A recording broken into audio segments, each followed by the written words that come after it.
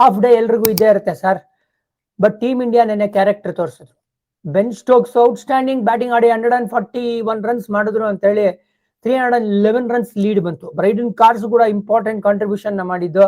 ಅವರಿಬ್ರು ಒಂದಂತಕ್ಕೆ ಡಿಮಾರಲೈಸ್ ಮಾಡ್ಬಿಟ್ರು ನಮ್ಮ ಬೌಲಿಂಗ್ ಅಟ್ಯಾಕ್ ನ. ಅದನ್ನ ಹೇಳಲೇಬೇಕು ನಾವು.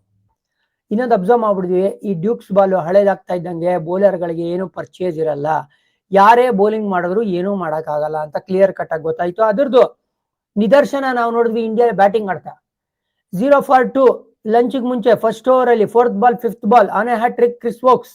ಇಲ್ಲಿಂದ 174 run partnership between Gill and KL. New ball ನ ಸಿ ಆಫ್ ಮಾಡಿದ್ರು. ಹಳೆ ಬಾಲ್ ಅಲ್ಲಿ ಯಾರು ಏನು ಕಿತ್ತುಗುಡ್ಡೆ ಹಾಕಕ್ಕಾಗಿಲ್ಲ. ಆಮೇಲೆ ಇಂಡಿಯಾ ಅಡ್ವಾಂಟೇಜ್ ಏನಪ್ಪಾ ಅಂದ್ರೆ ಬೆನ್ ಸ್ಟೋಕ್ಸ್ ಬೌಲಿಂಗ್ ಫಿಟ್ ಇಲ್ಲ.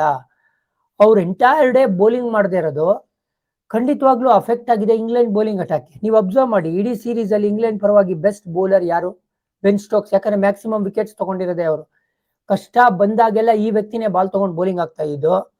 ನಿನ್ನೆ ನ್ಯೂ ಬಾಲ್ ಅಲ್ಲಿ 2 ವಿಕೆಟ್ ಬಂತು ಅನ್ನೋದು ಬಿಟ್ರೆ ಬೇರೆ ಇನ್ ಯಾವುದೇ ಹಂತದಲ್ಲಿ ನಮ್ಮ ಬ್ಯಾಟರ್ಗಳು ಸ್ಟ್ರಗಲ್ ಮಾಡಿದ್ರು ಅಂತ ಹೇಳಕ್. ಹೌದು, ನ್ಯೂ ಬಾಲ್ ಚಾಲೆಂಜ್ ಇತ್ತು, ಬಾಲ್ ಜಾಗ್ ಆಗ್ತಾ ಇತ್ತು, 1 ಬಾಲ್ ಮೇಲೆ ಕೆಳಗೆ ಹೋಗ್ತಾ ಇತ್ತು, ಬಟ್ ಸಖತ್ತಾಗಿ ಮ್ಯಾನೇಜ್ ಮಾಡಿದ್ರು.